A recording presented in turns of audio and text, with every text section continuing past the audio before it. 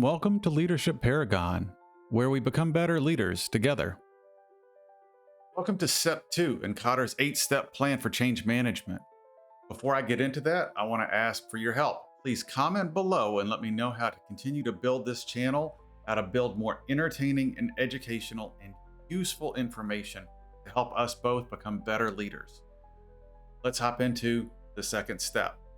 Kotter's second step is to create a guiding coalition. This builds from step 1, where we created and established a sense of urgency that's going to lead us through this entire change management process. By establishing a sense of urgency, we've put out to everyone, change is required to meet these new goals, and change is required right now. Now, this is often something you can't handle alone. Most organizations are quite large and vast, and change management is going to take time. You're going to have to fight the inevitable and expected resistance to change. Here's how we're going to do that. We're going to get key team members from across the organization to build a guiding coalition. This is your engine for change management. This is your change leadership team. What you're going to look for are the best individuals across the organization. A couple of key aspects to think about here are individuals that are going to understand the change that is required. They're going to have to be empowered and have authority to make adaptations to make the change happen. These can't be people with no ability to enforce change. They also need to have key leadership skills themselves. You can't spend your time in every conversation. This is a core practice for yourself, delegating the responsibility for change out to this guiding coalition. This group will act as a unified, informed, and authoritative group to help insinuate the idea of change across the organization. Its members need to be empowered, credible, and practiced. You can't just throw your favorite people on this group. This group needs to be the best people to sustain change management across the entire process. This group must be brought together.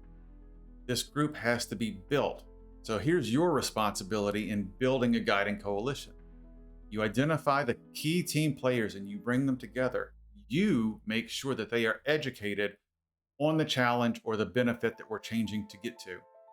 You make sure they understand their accountability and role. You also make sure they understand their empowerment. Let them know what is expected of them and let them know that they are empowered to enact change. This group will be your eyes and ears and hands at the edges, making sure that operational effectiveness is attained quickly and that the wins that we're going to get to are anchored in the culture as they start to happen. Now, those are some of the later steps. So let's continue to talk about building this guiding coalition. Your job is to bring them together and educate them. You need to make sure that they are a unified front. There can be no infighting. Now, there can be mature discussion, but this group must present a unified front to the rest of the organization, explaining, again, constantly reiterating what the challenge is or what the benefit is that we're changing to go to. They have to be able to explain the changes necessary along the way, and they have to watch, monitor, and help push against that resistance to change. Now, one key flaw that many people run into, a critical mistake in building this guiding coalition, is people do not invite in people that they think might be the most resistant to change. And this is where you're going to find the most cause for failure.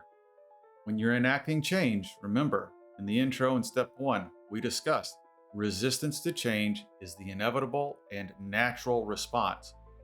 What you really want to look for are key members in your most resistant groups. Look for the team members who will be the most supportive. Look for the team members who you can bring into this guiding coalition to help deeply understand the changes necessary so that they can go back to these groups and make sure they pull everyone together. Change management is really about making sure we're changing the hearts and minds of people as we ask them to make the changes ahead of time. We're going to ask them to change the way they're working, and we're going to ask for a large level of trust. We're going to ask them to change behaviors to witness and achieve new outcomes. We can't just make promises. We have to make the changes first, then they'll witness the benefits. So, a quick recap. In step 1, we let everybody know that change is needed, that there is an urgent need for change, and changes will be happening immediately. We also let them know that this process is going to be ongoing.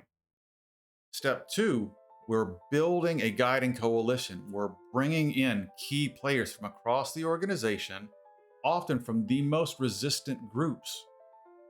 Make sure that the change and the resistance that comes can be met with a strong, unified, and clear message. Change is happening, and it's happening now.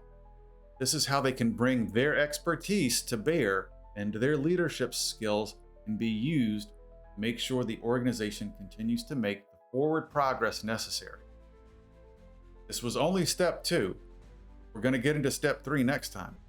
Let me know how I can build a better, more educational, informative, and entertaining, and above all, useful content for you to use to become better leaders.